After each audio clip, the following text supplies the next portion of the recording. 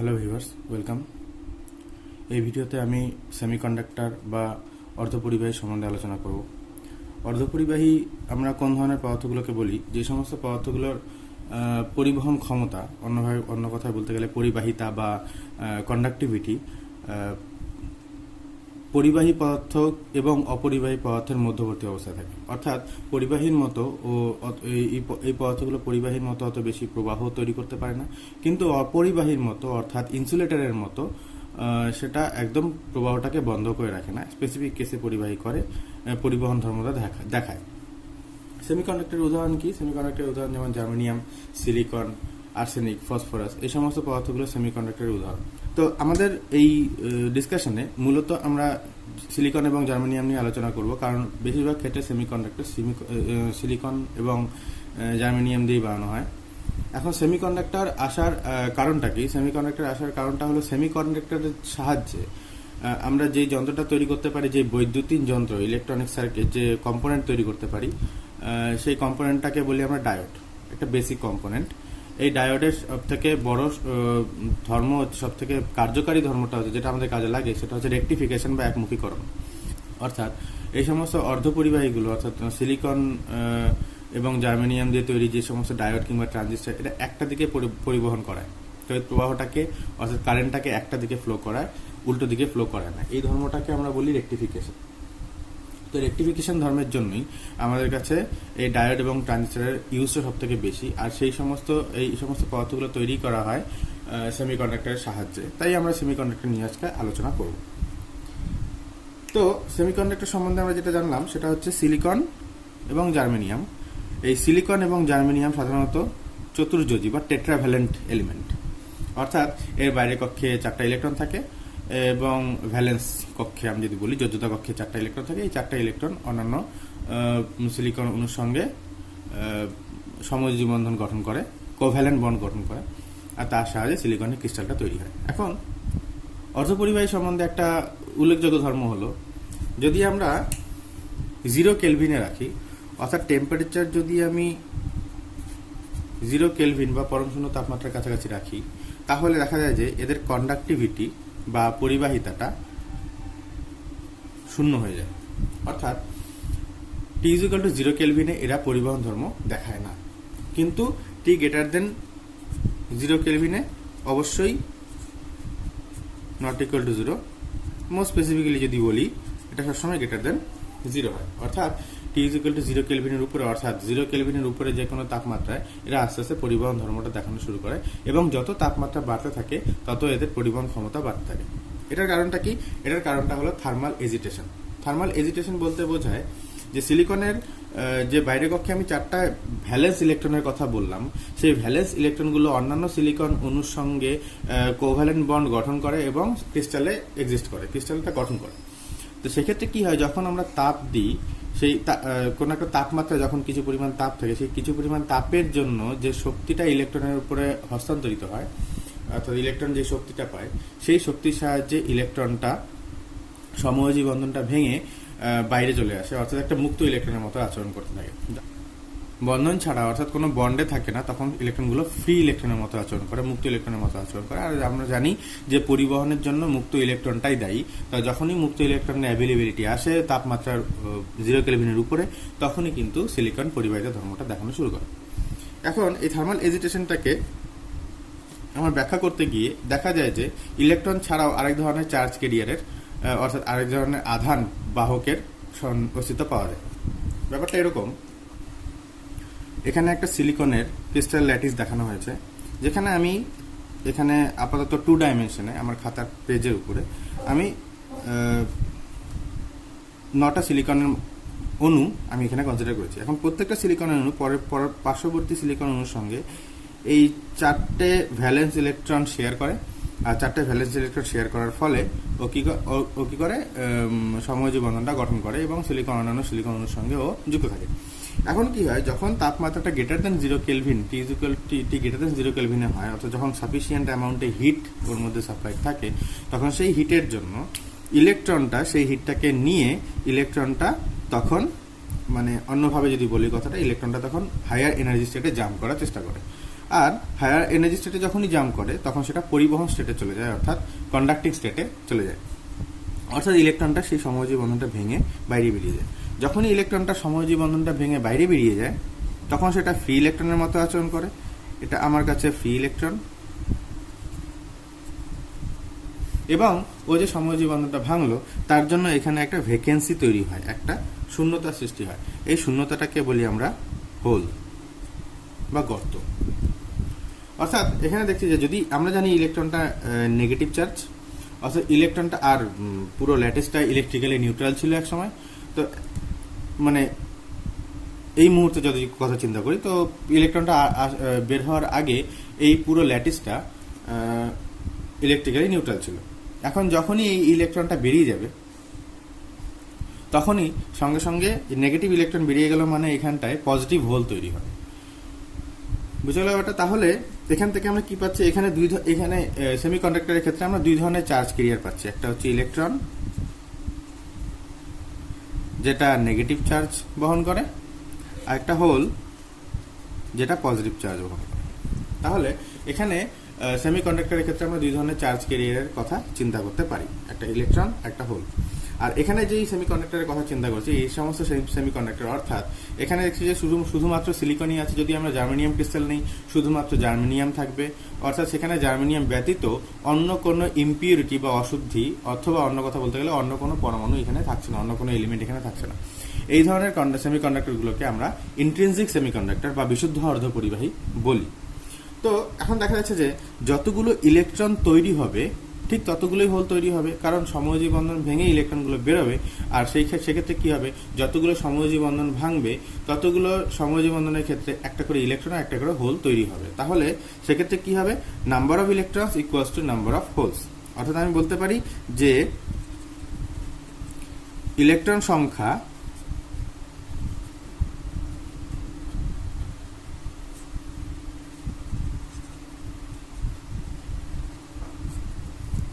Conduction electron সংখ্যা, আমি বলতে পারি যে সমস্ত ইলেকট্রন কন্ডাকশন অবস্থায় আসলো সেই কন্ডাকশন ইলেকট্রন সংখ্যা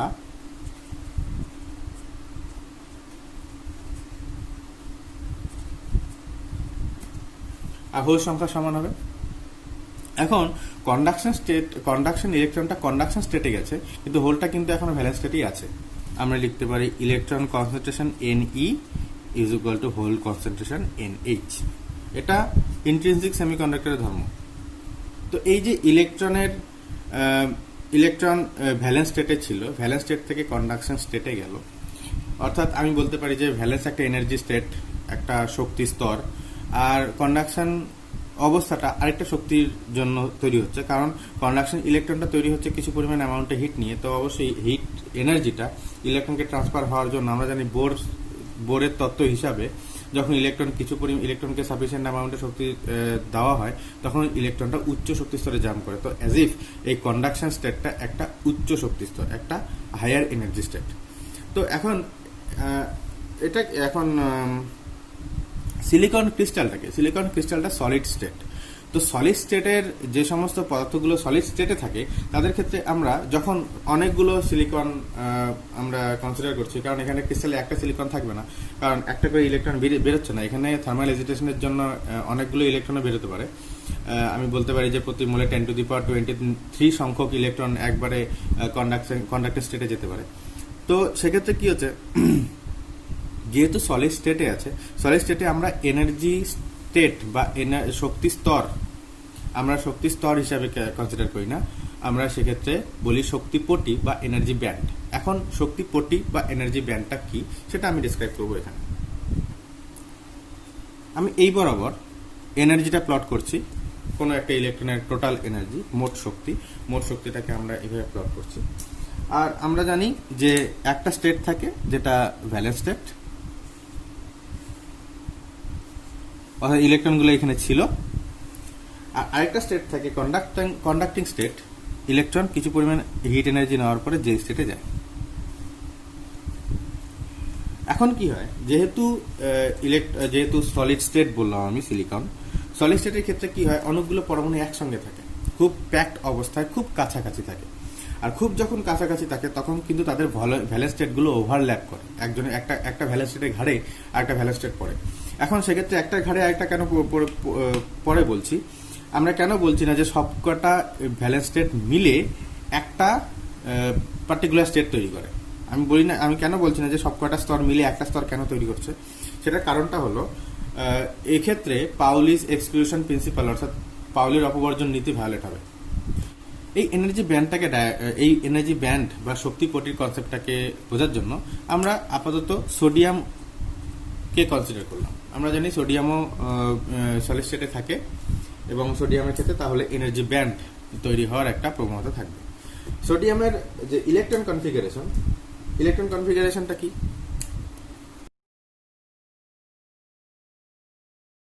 অর্থাৎ অ্যাজ বলতে পারি যে সোডিয়ামের ক্ষেত্রে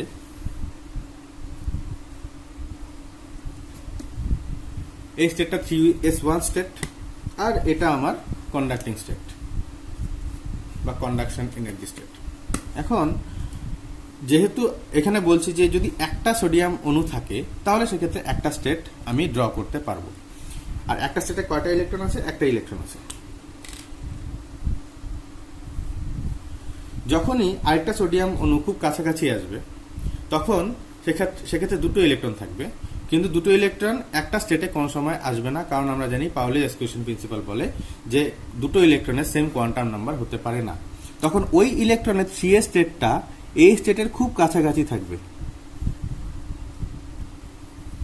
কিন্তু এর সঙ্গে ওভারল্যাপ করতে পারবে না। ওখানেও আরেকটা ইলেকট্রন থাকবে, ওই স্টেটের যে অ্যাসাইন্ড ইলেকট্রনটা সেই ইলেকট্রনটা থাকবে। সেম ভাবে এখন যদি আমি তৃতীয় সোডিয়াম অণুটাকে আনি, তৃতীয় সোডিয়াম অণুটা যদি খুব কাছাকাছি থাকে তাহলে সেক্ষেত্রেও তারও একটা 3s1 স্টেট থাকবে, আর সেটাও কোনো সময় ওভারল্যাপ করতে পারবে না। সেক্ষেত্রে স্টেটটা ওই বাকি স্টেটগুলোর খুব কাছাকাছি একটা অঞ্চলে থাকবে, তো সেখানে একটা ইলেকট্রন থাকবে। এখন যদি এখানে আমরা প্রচুর সংখ্যক সোডিয়াম অণু নিয়ে নিই, কত সংখ্যক? আমি ধরলাম যে পার সেমি কিউবে মোটামুটি 10⁻20 সংখ্যক অণু যেটা থাকে ন্যাচারালি। সেক্ষেত্রে কি হবে? সমস্ত 3s1 ব্যান্ড এনার্জি স্টেটগুলো, এনার্জি স্তরগুলো, শক্তি স্তরগুলো মিলে এরকম একটা প্রায় এনার্জি কন্টিনিউয়াম তৈরি করবে। কার সঙ্গে কেউ মিলবে না,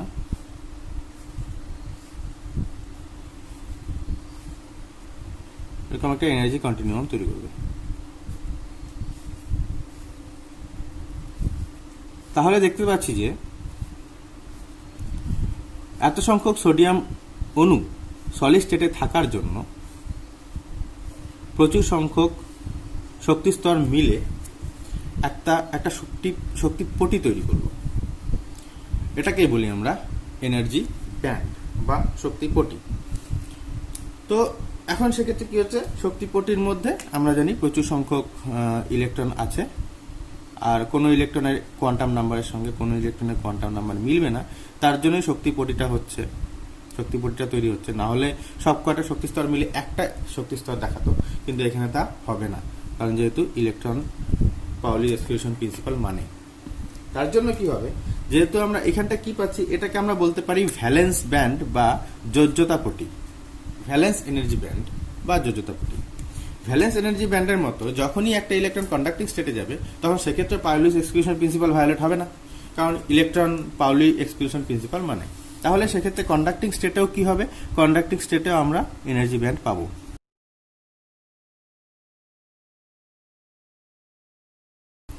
তাহলে এই ব্যান্ডটাকে আমরা বলতে পারি কি, এই শক্তিটাকে আমরা বলতে পারি কন্ডাকশন ব্যান্ড। তো আর এই ভ্যালেন্স ব্যান্ড এবং কন্ডাকশন ব্যান্ডের মধ্যে যে শক্তির গ্যাপটা, কারণ আমরা জানি আবার বোর তত্ত্ব যদি আমি ফিরি, বোর তত্ত্বের ক্ষেত্রে আমরা জানি যে দুটো এনার্জি স্টেটের মধ্যে, এখানে এনার্জি ব্যান্ডের মধ্যে হবে, মাঝখানে একটা ফরবিডেন জোন থাকে, এটাকে বলি আমরা এনার্জি গ্যাপ বা ইজি। সিলিকন ক্রিস্টালের ক্ষেত্রে এই ইজিটা অর্থাৎ এনার্জি গ্যাপের মানটা মোটামুটি 1.1 ইলেকট্রন ভোল্ট অর্ডারে থাকে। এই 1.1 ইলেকট্রন ভোল্ট সিম্পলি তাপ দিয়ে আমরা সেটাকে সাপ্লাই করতে পারি। তার জন্য সিম্পলি তাপের সাহায্যে তাপ দিলেই ইলেকট্রনটা সেই 1.1 ইলেকট্রন ভোল্ট এনার্জিটা পায় এবং পেয়ে ও কন্ডাক্টিং স্টেটে চলে যায়। এখন যখনই একটা ইলেকট্রন সাফিসিয়েন্ট অ্যামাউন্টে হিট এনার্জি পায়, তখনই সেই ইলেকট্রনটি ভ্যালেন্স ব্যান্ড থেকে কন্ডাকশন ব্যান্ডে জাম্প করে। আর যখনই কন্ডাকশন ব্যান্ডে জাম্প করে, তখন ভ্যালেন্স ব্যান্ডে একটা শূন্যতা সৃষ্টি হয়। ইলেকট্রন সেই ওই কন্ডাকশন ব্যান্ডে শূন্যতা ঢাকে, কিন্তু তার সঙ্গে সঙ্গে একটা ভ্যালেন্স ব্যান্ডে শূন্যতা সৃষ্টি হয়ে যায়। এরকম যতগুলো ইলেকট্রন, যত ইন্ট্রিনসিক সেমিকন্ডাক্টরের ক্ষেত্রে যতগুলো ইলেকট্রন কন্ডাকশন ব্যান্ডে চলে যাবে, ঠিক ততগুলোই কিন্তু ভ্যালেন্স ব্যান্ডে হোল তৈরি হবে। তার জন্য আমরা বলি ইন্ট্রিনসিক সেমিকন্ডাক্টরের ক্ষেত্রে এর number of electrons equals to number of holes. তার জন্য এখানে আমরা বলি যে ইলেকট্রনের ক্ষেত্রে ইন্ট্রিনসিক সেমিকন্ডাক্টর যতগুলো থার্মালি এজিটেটেড ইলেকট্রন যতগুলো কন্ডাকশন ব্যান্ডে যাবে, ঠিক ততগুলোই ভ্যালেন্স ব্যান্ডে হোল তৈরি হবে।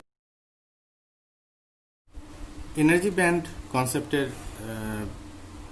ভিত্তিতে আমরা তিন ধরনের যে পদার্থ, ইনসুলেটর, সেমিকন্ডাক্টর এবং কন্ডাক্টর, এদেরকে আমরা ক্লাসিফাইড করতে পারি। যেমন ইনসুলেটরের ক্ষেত্রে কি হয়, আমি একটু আগে বলছিলাম যে সিলিকনের ক্ষেত্রে এই এনার্জি গ্যাপটা মোটামুটি 1 ইলেকট্রন ভোল্টের মতন হয়।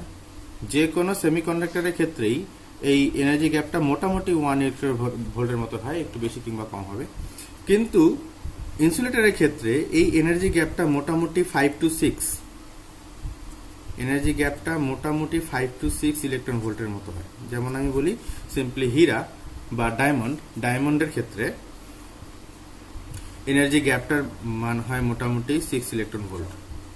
আর এই 6 ইলেকট্রন ভোল্ট এনার্জি সিম্পলি তাপ দিয়ে আমরা সাপ্লাই করতে পারি না। তার জন্যই কিন্তু কোনোভাবেই কোনো ইলেকট্রন যতই তাপ দিই না কেন, কোনো ইলেকট্রন সেক্ষেত্রে ভ্যালেন্স ব্যান্ড থেকে কন্ডাকশন ব্যান্ডে ট্রানজিট করতে পারে না। আর যখনই ট্রানজিট করতে পারে না, তার জন্যই ও কোনো রকম কন্ডাক্টিং ধর্ম বা পরিবহন ধর্ম দেখায় না।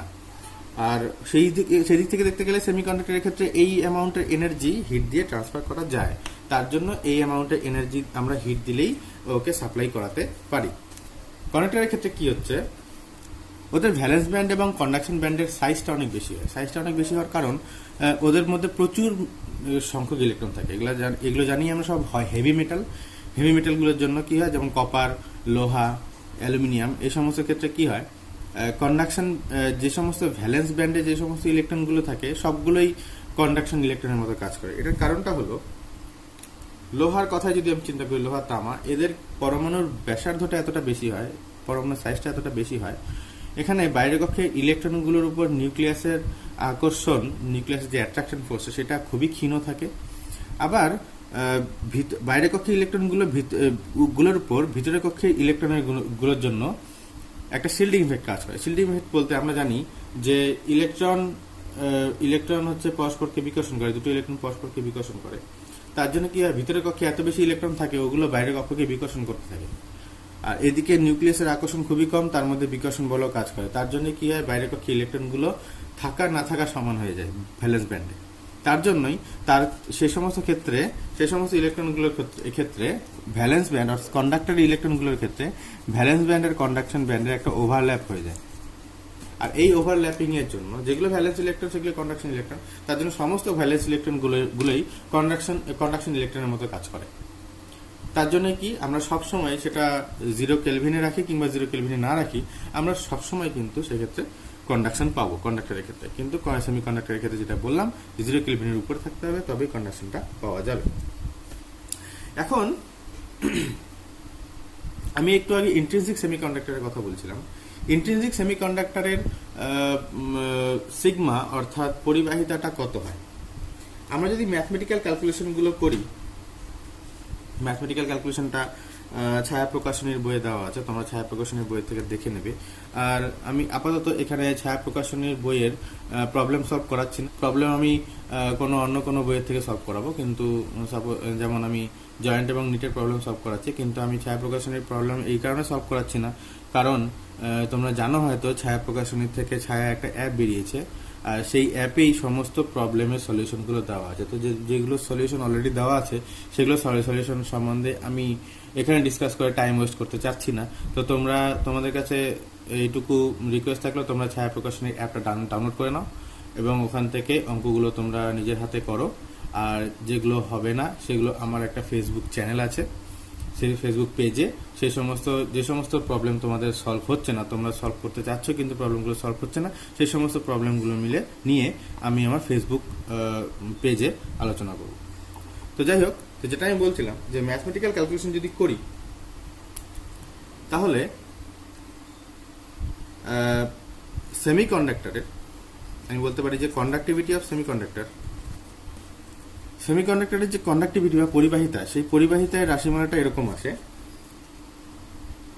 ই N E into mu E plus N H into mu H, যেখানে মিউ ই ইলেকট্রন মোবিলিটি বা সচলতা এবং মিউ এইচ হোল মোবিলিটি বা সচলতা, হোলের সচলতা, ইলেকট্রন সচলতা এবং হোল সচলতা। আমরা জানি যে কোনো কারেন্ট, যে কোনো ক্যারিয়ার কতটা কারেন্ট তৈরি করবে সেটা তার সচলতার উপর নির্ভর করে। জেনারেলি হোল সচলতা থেকে ইলেকট্রন সচলতা অনেক বেশি হয়, তার জন্য ইলেকট্রন কারেন্টটা বেশি ইফেক্টিভ থাকে। কিন্তু যেহেতু হোল এখানে উপস্থিত, তার জন্য কারেন্টের উপরে কিন্তু হোলের একটা ইফেক্ট থাকবে, অর্থাৎ নেট কারেন্টের উপর হোল কারেন্টটাও কিন্তু ডিপেন্ড করবে। হোল কারেন্টটাও কিন্তু কারেন্টের জন্য কিন্তু নেট কারেন্টে ডিপেন্ড করবে। এখন এখানে আমরা ধরে নিতে পারি যে এন ই ইকুয়ালস টু এ, যেহেতু N H for intrinsic semiconductor, আমি এতক্ষণ ইন্ট্রিনসিক সেমিকন্ডাক্টর বা বিশুদ্ধ অর্ধপরিবাহীর কথাই বলছি এখন আপাতত। তো বিশুদ্ধ অর্ধপরিবাহীর ক্ষেত্রে N is equal two N H হয়, আমি সিম্পলি সেটাকে ধরতে পারি এন আই ফর ইন্ট্রিনসিক। তাহলে আমি এখানটা সিগমা রাশিমালাটা লিখতে পারি ই N I into mu E plus mu H. এটা ইন্ট্রিনসিক সেমিকন্ডাক্টরের ক্ষেত্রে কন্ডাক্টিভিটির এক্সপ্রেশন। এখন কন্ডাক্টিভিটির এক্সপ্রেশন থেকে আমরা সিম্পলি কারেন্ট কিভাবে পাবো, কন্ডাক্টিভিটির এক্সপ্রেশন থেকে আমরা তড়িৎ প্রবাহ ঘনত্ব বা কারেন্ট ডেন্সিটির এক্সপ্রেশন বের করি। কারেন্ট ডেন্সিটি যে equals to sigma into E is applied electric field. Applied electric field বলতে আমি এখানে বলতে পারি যে যদি আমরা এইরকম একটা সেমিকন্ডাক্টর বার নিই, এই একটা আমরা সেমিকন্ডাক্টর বার নিচ্ছি, আমরা দুই পাশে একটা ভোল্টেজ অ্যাপ্লাই করতে পারি, একটা ব্যাটারি লাগাতে পারি। আর ভোল্টেজ অ্যাপ্লাই করলে কি হবে, এই পজিটিভ থেকে নেগেটিভের দিকে একটা ইলেকট্রিক ফিল্ড তৈরি হবে, একটা ইলেকট্রিক ফিল্ড জেনারেট করবে। আর সেই ইলেকট্রিক ফিল্ডের জন্য কি হবে, একটা কারেন্ট ডেন্সিটি তৈরি করবে, কারেন্ট ডেন্সিটি সিগমা ই। আর এবং এর যদি ক্রস সেকশনাল এরিয়াটা যদি এ হয়, তাহলে আমরা জানি এখানে কারেন্টটা হবে জে ইন্টু এ। কারেন্ট ডেন্সিটির সংখ্যাটা হচ্ছে একক ক্ষেত্রফলে যে পরিমাণ কারেন্ট তৈরি হচ্ছে, তাহলে কারেন্ট ডেন্সিটি ইন্টু ক্ষেত্রফল, তাহলে আমরা প্রবাহটা পাবো। তাহলে এখান থেকে আমরা প্রবাহটা কত পাচ্ছি, I equals to J into A, J sigma E. তাহলে এখানে আমি লিখতে পারি সিগমা হচ্ছে এটা, তাহলে লিখতে পারি আমি A E N I mu E plus mu H into E. এখন তোমরা অবশ্যই এখানে কোশ্চেন করতে পারো যে ই কিভাবে পাওয়া যাবে, ইলেকট্রিক ফিল্ড কিভাবে পাওয়া যাবে। ইলেকট্রিক ফিল্ড পাওয়া যাবে আমরা যদি এটার লেংথ জানি, সাপোজ লেংথ এল, এটা লেংথ যদি সাপোজ এল হয়, তাহলে E equals to V by L. তো তোমরা এখানটায় ভি বাই এল তুমি বসিয়ে দিতে পারো, তাহলে তুমি কত বিভব প্রভেদ দিচ্ছ সেটা আমরা ভোল্টমিটার থেকে মাপতে পারবো। আর এলটা physical dimension, a physical dimension, সেটা ভার্নিয়ার স্কেলের কিংবা স্ক্রু গেজের সাহায্যে মাপা যাবে। তো মেপে নিয়ে আমরা যদি এখানে ভ্যালুগুলো বসাই, তাহলে আমরা এবং কারেন্টটা যদি আমরা বের করতে পারি, তাহলে নেট মোবিলিটি কত সেটা বের করতে পারবো। আর যদি আমরা মোবিলিটি জানি, তাহলে কারেন্টটা বের করতে পারবো। এন এটা near equal to 10⁻20 per semi cube হয়। এখন ইন্ট্রিনসিক সেমিকন্ডাক্টরের কিছু ড্রব্যাক আছে, ত্রুটি। প্রথম ত্রুটি, যেটা সব থেকে ইম্পর্টেন্ট ত্রুটি বলবো, আর তার জন্য ইন্ট্রিনসিক সেমিকন্ডাক্টর আমরা ইউজ করি না, অর্থাৎ কোনো সেমিকন্ডাক্টরকেই, কোনো অর্ধপরিবাহীকেই আমরা বিশুদ্ধ অবস্থায় ইউজ করি না। এর কারণটা হলো, বিশুদ্ধ অবস্থায় সেমিকন্ডাক্টর অবশ্যই থার্মাল এজিটেশন হয়। এখানে আমি একটা কথা বলে রাখি, যেহেতু থার্মাল এজিটেশনের জন্য কন্ডাকশন ইলেকট্রনের পরিমাণ বাড়ছে, আর ইলেকট্রন যদি বাড়ে তাহলে কন্ডাক্টিভিটি বাড়বে। কন্ডাক্টিভিটির এক্সপ্রেশনে দেওয়া আছে যে যদি এন আই বাড়ে তাহলে সিগমা বাড়বে, আর কন্ডাক্টিভিটি যদি বাড়ে তাহলে কারেন্ট বাড়বে। আর তার মানে তাপ যত দিচ্ছি তত কিন্তু কারেন্টটা বাড়ছে। অর্থাৎ তাপমাত্রা বৃদ্ধির ফলে কিন্তু সেমিকন্ডাক্টরে কিন্তু কন্ডাক্টিভিটি বাড়ে, অর্থাৎ পরিবাহিতা বাড়ে, পরিবাহিতাঙ্ক বাড়ে মানে রোধাঙ্ক কমে, অর্থাৎ রেজিস্টিভিটিটা কমে, তার জন্য কিন্তু রোধটা কমে, তার জন্য রেজিস্ট্যান্সটা কমে। তার জন্যই কিন্তু এখানে বলা হয় যে সেমিকন্ডাক্টরের ক্ষেত্রে রোধের উষ্ণতা গুণাঙ্কটা ঋণাত্মক, অর্থাৎ যত উষ্ণতা বাড়বে তত রোধটা কমতে থাকবে। এটা যেটা বললাম যে থার্মাল এজিটেশনের জন্য ক্যারিয়ার কনসেন্ট্রেশনটা বাড়ে। এখন তাতে করেও ইন্ট্রিনসিক সেমিকন্ডাক্টরের যে ম্যাক্সিমাম প্রবাহটা পাওয়া যায়, সেই ম্যাক্সিমাম প্রবাহটা কয়েক মিলি অ্যাম্পিয়ারের বেশি হয় না, অর্থাৎ এতটা কম কারেন্ট যেটা বাস্তব প্রয়োগে অর্থাৎ প্র্যাকটিক্যাল অ্যাপ্লিকেশনের ক্ষেত্রে সেটা একদমই কম, সেটাকে প্র্যাকটিক্যাল অ্যাপ্লিকেশনে ইউজ করা যায় না। প্র্যাকটিক্যাল অ্যাপ্লিকেশনের জন্য মোটামুটি কয়েকশো মিলি অ্যাম্পিয়ার বা মিনিমাম 100 মিলি অ্যাম্পিয়ার রেঞ্জে কারেন্টটা দরকার। তার জন্য কি হয়, আমাকে কারেন্টটা বাড়াতে হয়। আর যেহেতু ইন্ট্রিনসিক বা বিশুদ্ধ অবস্থায় কারেন্টটা বাড়ানো সম্ভব নয়, তার জন্য আমরা এক্সট্রিনসিক সেমিকন্ডাক্টর বা অবিশুদ্ধ অর্ধপরিবাহী নিই, অর্থাৎ অর্ধপরিবাহীর মধ্যে আমরা অবিশুদ্ধি মেশাই। এই অবিশুদ্ধি মেশানোর যে পদ্ধতিটা তাকে আমরা বলি ডোপিং। আর যেই পরমাণুটাকে, যেই এলিমেন্টটাকে আমরা অবিশুদ্ধি হিসাবে মেশাই তাকে বলা হয় ডোপ্যান্ট। এখন অবিশুদ্ধিটা কিরকম হবে, আমাদের যেটা উদ্দেশ্য সেটা হচ্ছে কারেন্টটা বাড়ানো। আর কারেন্টের এক্সপ্রেশন আমরা জানি I equals to A E N I mu E mu H এই। তাহলে এন আই অর্থাৎ এন আই বলতে হয় এন ই না হলে এন এইচ। তাহলে কারেন্টটা যদি বাড়াতে চাই, হয় আমরা এন ইটাকে বাড়াতে পারি অথবা এন এইচটাকে বাড়াতে পারি, ইলেকট্রন সংখ্যা বাড়াই অথবা হোল সংখ্যা বাড়াই। যে সমস্ত অর্ধপরিবাহীগুলোর ক্ষেত্রে ইলেকট্রন সংখ্যা বাড়বে, অর্থাৎ যে সমস্ত অর্ধপরিবাহীগুলোর ক্ষেত্রে N E greater than n H হয়, সেই সমস্ত অর্ধপরিবাহীগুলোকে, অর্থাৎ অবিশুদ্ধি মেশানোর পরে যদি আমরা এমন একটা অবিশুদ্ধি নিই যেখানে ইলেকট্রন সংখ্যা বাড়ছে, তাহলে যেই টাইপের অবিশুদ্ধ অর্ধপরিবাহীটা তৈরি হবে তাকে বলা হয় এন টাইপ অর্ধপরিবাহী। এন টাইপ কেন বললাম, কারণ এন টাইপ বলতে নেগেটিভ টাইপ। এখানটা যেহেতু ইলেকট্রন সংখ্যা বেশি আছে, তাহলে নেগেটিভ টাইপের আধানটা বেশি আছে, তাহলে এই সমস্ত ক্ষেত্রে, এই সমস্ত সেমিকন্ডাক্টরগুলোকে আমরা এন টাইপ বলি।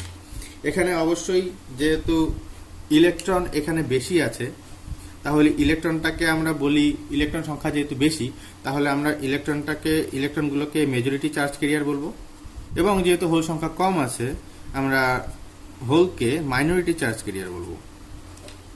এন টাইপ অর্ধপরিবাহী ক্ষেত্রে ইলেকট্রনটা মেজরিটি চার্জ ক্যারিয়ার এবং হোলটা মাইনরিটি চার্জ ক্যারিয়ার। এখন এন টাইপ অর্ধপরিবাহী তৈরি করা হয় কিভাবে? যেহেতু আমি বললাম ইলেকট্রন সংখ্যা বাড়াতে হবে, কন্ডাকশন ইলেকট্রন সংখ্যা বাড়াতে হবে, অর্থাৎ এমনভাবে ইম্পিউরিটি মেশাতে হবে যাতে বেশি সংখ্যক ইলেকট্রন তৈরি হয়। তার জন্য আমরা সিলিকনের সঙ্গে অবিশুদ্ধি হিসাবে কোনো একটা পেন্টাভ্যালেন্ট এলিমেন্ট মেশাই। কত অনুপাতে? কারণ ডোপিং যেহেতু করবো আমরা, যেহেতু একটা অবিশুদ্ধি দেবো, অবিশুদ্ধি কোনো প্রপোর্শনে অবশ্যই মেশাতে হবে। এখন কত প্রপোর্শনে মেশানো হয়? Silicon is to that pentavalent element, যেটাই হোক না কেন, যে দ্যাট পেন্টাভ্যালেন্ট এলিমেন্ট মোটামুটি 1:10⁶, অর্থাৎ 10⁶ সংখ্যক সিলিকন অণু পিছু একটা করে যদি সেই পেন্টাভ্যালেন্ট এলিমেন্ট নিই, সেই পেন্টাভ্যালেন্ট এলিমেন্ট, সেই ডোপিংটাকে আমি বলবো স্ট্যান্ডার্ড ডোপিং। পেন্টাভ্যালেন্ট এলিমেন্ট বলতে কোন কোন এলিমেন্টগুলোকে নিই, যেমন আর্সেনিক, ফসফরাস, এটসেট্রা এটসেট্রা। যে কোনো পেন্টাভ্যালেন্ট এলিমেন্ট, হ্যাঁ সেটা অবশ্যই সিলিকনের সঙ্গে যদি সেটা বন্ড করতে পারে, তবেই সেক্ষেত্রে আমরা সেটাকে ইম্পিউরিটি হিসেবে নেব। এখন এক্ষেত্রে যখন আমরা বন্ডটা তৈরি করি, যখন আমরা ডোপিংটা করি, তখন কি হয়? যেমন এখানে আমি একটা ডোপিং দেখিয়েছি, এতগুলো সিলিকনের মাঝখানে একটা আর্সেনিক অণু আছে। আমরা যেহেতু জানি যে আর্সেনিক পেন্টাভ্যালেন্ট এলিমেন্ট, ওর 5টা ইলেকট্রনের মধ্যে 4টা ইলেকট্রনের সঙ্গে সমযোজী বন্ধন করবে, একটা কোভ্যালেন্ট বন্ড তৈরি করবে, কিন্তু এক্সট্রা একটা ইলেকট্রন থেকে যাবে, সেটা আনপেয়ার্ড ইলেকট্রন, অর্থাৎ যেই ইলেকট্রনটা বন্ধন গঠন করবে না। আর যদি কোনো কণা সেক্ষেত্রে বন্ধন গঠন না করে, সেই আনপেয়ার্ড ইলেকট্রনগুলো তখন ফ্রি ইলেকট্রনের মতো কাজ করে। আর সেক্ষেত্রে কি হয়, প্রত্যেকটা আর্সেনিক অণু পিছু 4টা সিলিকন অণু হিসাবে একটা আর্সেনিক অণু পিছু কিন্তু একটা করে ইলেকট্রন বেশি হয়ে যাচ্ছে, ইলেকট্রন বাড়ছে। অর্থাৎ এখানে আমি কি করতে পারছি, ইলেকট্রন সংখ্যাটাকে বাড়াতে পারছি। তো এই সমস্ত এই যে ইলেকট্রন সংখ্যাটাকে বাড়িয়ে যেই টাইপের সেমিকন্ডাক্টর আমরা তৈরি করতে পারছি, এটাকে বলা হয় এন টাইপ সেমিকন্ডাক্টর। এখন ব্যান্ড ডায়াগ্রামের নিরিখে যদি আমরা এই আনপেয়ার্ড ইলেকট্রনটার শক্তির কথা চিন্তা করি, তাহলে কি বলতে পারি আমরা, যে যে সমস্ত ইলেকট্রনগুলো ভ্যালেন্স স্টেটে আছে, অর্থাৎ সমযোজী বন্ধনে আছে, তারা ভ্যালেন্স ব্যান্ডে থাকছে। কিন্তু যে সমস্ত ইলেকট্রনগুলো ভ্যালেন্স ব্যান্ডে নেই, তাহলে তাদের শক্তিটা ভ্যালেন্স শক্তির থেকে একটু বেশি, এনার্জি থেকে একটু বেশি। তখন এই সমস্ত ইলেকট্রনগুলো কি করে, এই সমস্ত ইলেকট্রনগুলো এন টাইপ সেমিকন্ডাক্টরের ক্ষেত্রে একটা এক্সট্রা শক্তি স্তর তৈরি করে, যেটা কন্ডাকশন ব্যান্ডের একটু কাছাকাছি, কিন্তু কন্ডাকশন ব্যান্ড থেকে একটু নিচে থাকবে। কেননা তার শক্তিটা কন্ডাকশন এনার্জির থেকে, তার এনার্জিটা কন্ডাকশন এনার্জি থেকে একটু কম হবে। কারণ আমি বলতে পারছি না, আমি সবসময় বলতে পারবো না যে ঝট করে সেটা কন্ডাকশন অবস্থায় গেল। হ্যাঁ, একটু তাপ শক্তি নিয়ে তারপরে কন্ডাকশন অবস্থায় গেল। এই স্তরটাকে আমরা বলি ডোনার স্তর, ডোনার বা দাতা স্তর বলি। এর যে শক্তিটা, এর শক্তিটাকে আমরা বলি ইডি। এন টাইপ সেমিকন্ডাক্টরের ক্ষেত্রে ওই জন্য যে সমস্ত আনপেয়ার্ড ইলেকট্রনগুলো তৈরি হয়, সবকটাই কিন্তু বেশিরভাগ তার মধ্যে বেশিরভাগই কিন্তু এই ডোনার স্তরে রিসাইড করে। তারপরে কোনো একটা অবস্থায় সেটা থার্মাল এজিটেশনের ফলে কন্ডাকশন ব্যান্ডে চলে যায়, কিন্তু খুব তাড়াতাড়ি যায়, খুব সহজে যায়। এই ভ্যালেন্স ব্যান্ডে যে ইলেকট্রনগুলো যত সহজে যাবে, তার থেকে বেশি সহজে সেটা, অর্থাৎ তাদের প্রায়োরিটি বেশি থাকবে কন্ডাকশন অবস্থায় যাওয়ার। এখন ইম্পিওর সেমিকন্ডাক্টর বা এক্সট্রিনসিক সেমিকন্ডাক্টরের আরেকটা স্টেট হতে পারে, আরেকটা প্রকার হতে পারে। সেটা হলো যদি হোল সংখ্যা ঘনত্বটা ইলেকট্রন সংখ্যা ঘনত্ব থেকে বেশি হয়। তাহলে যদি আমরা হোল সংখ্যা বাড়াতে পারি, সেক্ষেত্রেও কিন্তু কন্ডাক্টিভিটি বাড়বে, কারণ কন্ডাক্টিভিটি হোল সংখ্যার সঙ্গে সমানুপাতিক, হোল সংখ্যা ঘনত্বের সঙ্গে সমানুপাতিক। সুতরাং হোল সংখ্যা ঘনত্ব বাড়বে এবং পরিবাহিতা বাড়বে। তো এই টাইপের যে অর্ধপরিবাহী, এদেরকে আমরা বলি পি টাইপ বা পজিটিভ টাইপ অর্ধপরিবাহী বা positive type semiconductor. Positive type কেন বলছি, কারণ এখানটায় পজিটিভ টাইপের যে চার্জ ক্যারিয়ার, অর্থাৎ হোল সংখ্যা এখানে বেশি করছি আমরা।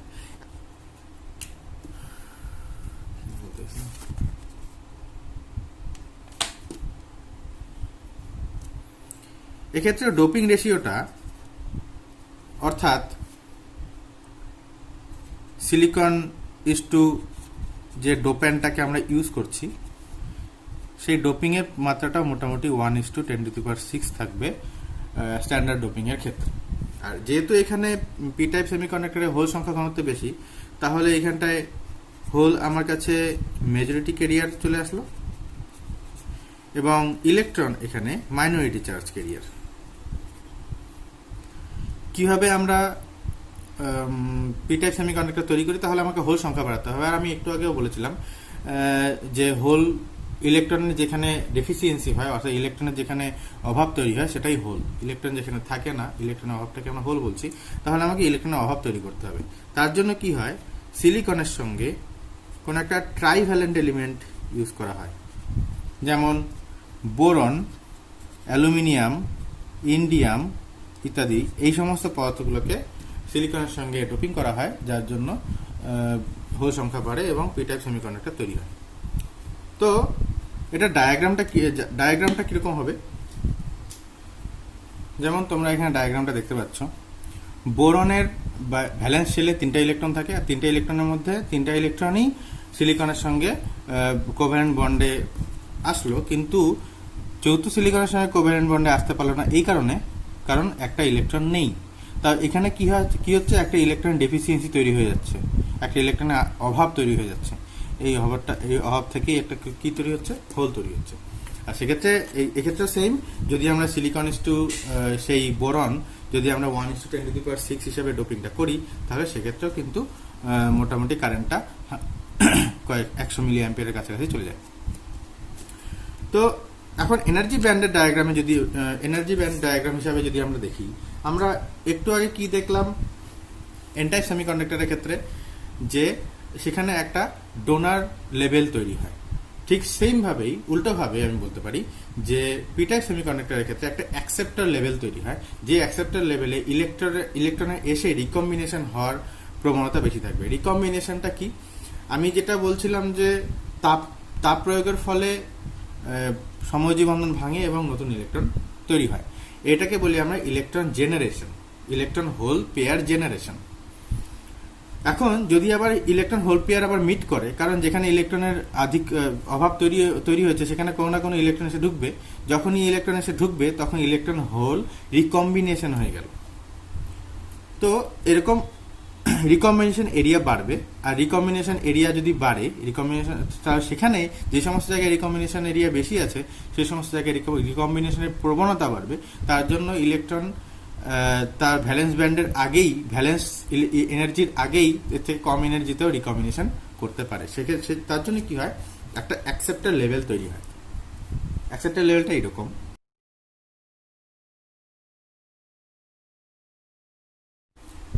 এই অ্যাকসেপ্টার লেভেলটা এই ভ্যালেন্স ব্যান্ডের কাছাকাছি একটা লেভেল তৈরি করে,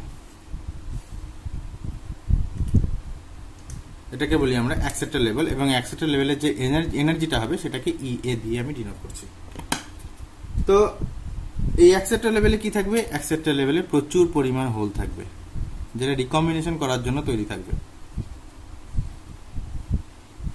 কারণ ভ্যালেন্স ব্যান্ডে তখন হোল সংখ্যা প্রচুর বাড়ে। অন্যদিকে দেখতে গেলে আমরা এন টাইপ সেমিকন্ডাক্টরের ক্ষেত্রে দেখেছিলাম যে একটা ডোনার লেভেল তৈরি হয়, আর সেই ডোনার লেভেলে প্রচুর পরিমাণ ইলেকট্রন থাকে। কোন ইলেকট্রনগুলো? যে ইলেকট্রনগুলো আনপেয়ার্ড অবস্থায় ছিল। তাহলে দেখা যাচ্ছে যে ডোনার লেভেলটা পুরোপুরি ইলেকট্রন দ্বারা ফিল্ড থাকে, আর সেটা এন টাইপ সেমিকন্ডাক্টরের ক্ষেত্রেই তৈরি হবে। এবং পি টাইপ সেমিকন্ডাক্টরের ক্ষেত্রে একটা অ্যাকসেপ্টার লেভেল তৈরি হবে, যেটা প্রচুর পরিমাণ হোল দিয়ে ফিল্ড থাকবে। এখন যদি আমরা কন্ডাক্টিভিটির কথায় আসি, তাহলে দেখতে পাচ্ছি যে কন্ডাক্টিভিটির রিলেশনশিপে এক্ষেত্রে কিন্তু আমরা NE ইকুয়ালস টু NH এটা বলতে পারবো না এক্সট্রিনসিক সেমিকন্ডাক্টরের ক্ষেত্রে, কারণ আমরা জানি এক্সট্রিনসিক সেমিকন্ডাক্টরের ক্ষেত্রে, যেমন পি টাইপ সেমিকন্ডাক্টরের ক্ষেত্রে NH টা গ্রেটার দেন NE, এবং এন টাইপ সেমিকন্ডাক্টরের ক্ষেত্রে NE টা গ্রেটার দেন NH হয়। তাহলে যেহেতু দুটো সেম নয়, আমরা কিন্তু কোনোভাবেই এদেরকে সমান বলতে পারছি না। কিন্তু এক্সট্রিনসিক সেমিকন্ডাক্টর ভরক্রিয়ার সূত্র মানে law of mass action. Law of mass action বলে কি, যে ডোপিং করার পরে যে কনসেন্ট্রেশনগুলো তৈরি হবে, ইলেকট্রন কনসেন্ট্রেশন আর হোল কনসেন্ট্রেশন, অবশ্যই দুটো সমান হবে না, কিন্তু ওদের কনসেন্ট্রেশনের গুণফলটা ইন্ট্রিনসিক অবস্থায় ওদের যে ক্যারিয়ার কনসেন্ট্রেশন ছিল, ইন্ট্রিনসিক যে ক্যারিয়ার কনসেন্ট্রেশন তার বর্গের সমান হবে। এটাকে বলি আমরা ল অফ মাস অ্যাকশন বা ভর ক্রিয়া সূত্র। অর্থাৎ ইন্ট্রিনসিক সেমিকন্ডাক্টরকে, অর্থাৎ বিশুদ্ধ অর্ধপরিবাহীকে এক্সট্রিনসিক বা অবিশুদ্ধ অর্ধপরিবাহী তৈরি করার ফলেও ওদের যে ইলেকট্রন এবং হোল যে কনসেন্ট্রেশনটা তৈরি হয়, সেই কনসেন্ট্রেশন কিন্তু সবসময় ধ্রুবক থাকে। আর সেই ধ্রুবকটা ইন্ট্রিনসিক অবস্থায়, অর্থাৎ বিশুদ্ধ অবস্থায় যে ক্যারিয়ার কনসেন্ট্রেশন ছিল, সেটা ইলেকট্রন হোক কিংবা হোল হোক, আমরা জানি ইলেকট্রন এবং হোল সংখ্যা ঘনত্ব ইন্ট্রিনসিক এর ক্ষেত্রে সবসময় সমান থাকে, তার সেই ঘনত্বের স্কোয়ারের সমান হবে, অর্থাৎ সবসময় ধ্রুবক থাকবে। আমরা যেভাবেই করি না কেন, সবসময় তাদের গুণফলটা, যেভাবে ডোপিং করি না কেন, সবসময় ইলেকট্রন কনসেন্ট্রেশন এবং হোল কনসেন্ট্রেশনের যে গুণফলটা সবসময় ধ্রুবক থাকে। অর্থাৎ ডোপিং এমনভাবে করা হয়, তখন যদি হোল সংখ্যা বাড়তে থাকে তখন ইলেকট্রন সংখ্যা কমতে থাকে, এবং ইলেকট্রন সংখ্যা যখন বাড়তে থাকে তখন হোল সংখ্যা কমতে থাকে। যার জন্যই আমি মেজরিটি চার্জ ক্যারিয়ার আর মাইনরিটি চার্জ ক্যারিয়ারের কথাটাই আসছিলাম। তখন যদি আমি ভর ক্রিয়ার সূত্রটাই এখানে অ্যাপ্লাই করি, তাহলে আমি দেখতে পাচ্ছি যে NH টাকে আমরা কি লিখতে পারি? NH টাকে লিখতে পারি NI স্কোয়ার বাই NE। তাহলে এটাকে আমি এখানে বসাতে পারি। তাহলে দেয়ারফর সিগমা ইকুয়ালস টু কত আসলো?